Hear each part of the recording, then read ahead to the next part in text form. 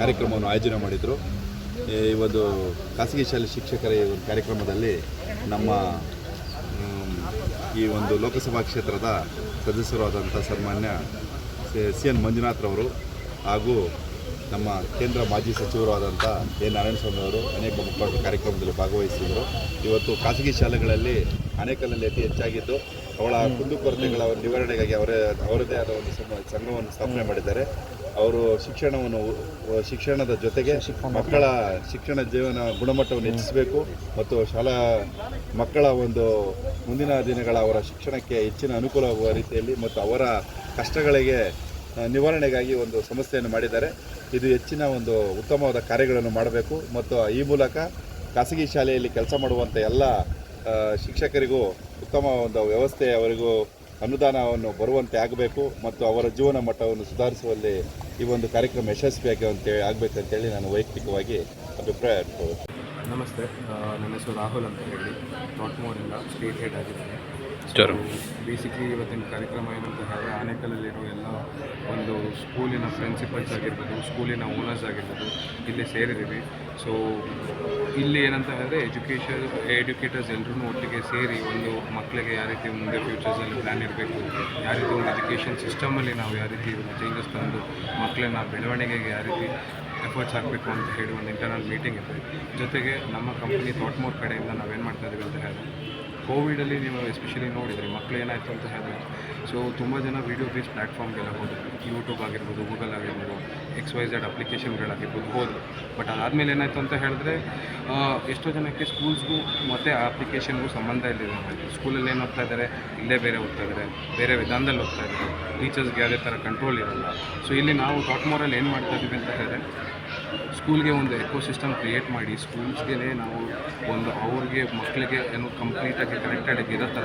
So post schooling ಯಾವ ರೀತಿ ಒಂದು 5 ಗಂಟೆಗೆ ಹೋಗಿ ಮಗು ಹೋಮ್ವರ್ಕ್ ಮಾಡಬೇಕು ಅಂತ ಹೇಳಿದ್ರೆ ಟೀಚರು ಇಲ್ಲಿ ಸ್ಕೂಲ್ ಅವರ ಅಪ್ಲಿಕೇಶನ್ ಮುಖಾಂತರ ಒಂದು ಹೋಮ್ವರ್ಕ್ ಕಳಿಸ್ತಾರೆ.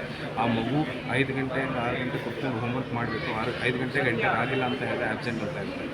ಸೊ ಇದು ಕಂಪ್ಲೀಟ್ ಕಂಟ್ರೋಲ್ ಟೀಚರ್ಗೆ ಕೊಟ್ಟಾಗ ಮಗು ಇವಾಗ ಪೋಸ್ಟ್ ಸ್ಕೂಲಿಂಗ್ ಏನೇ ಓದ್ತಾಯಿದ್ರು ಮೊಬೈಲ್ ಹಿಡ್ಕೊಂಡಿದ್ರು ನಿಮಗೆ ಹೆಲ್ಪ್ ಆಗುತ್ತೆ. ಸೊ ನಾಳೆ ದಿವಸ ಯಾವುದೇ ಥರ ಮಕ್ಕಳು ನಿಮಗೆ ಅಮ್ಮ ನಾನು 11 ಗಂಟೆಲಿ ಫೋನ್ ಯೂಸ್ ಮಾಡಿಬಿಟ್ಟು ಅಮ್ಮ ನಾನು ಫೋನ್ ಯೂಸ್ ಮಾಡ್ತಾಯಿದ್ದೀನಿ, ಸೊ ಸ್ಕೂಲಿಂದ ವಾಟ್ಸಪ್ಪಲ್ಲಿ ಎಲ್ಲ ಕಳಿಸ್ತಾರೆ ಅಂತ ಹೇಳಿದ್ರೆ ಅದು ನಿಮಗೆ ಅದು ನಂಬರ್ ರೀಸನ್ನೇ ಇರಲ್ಲ.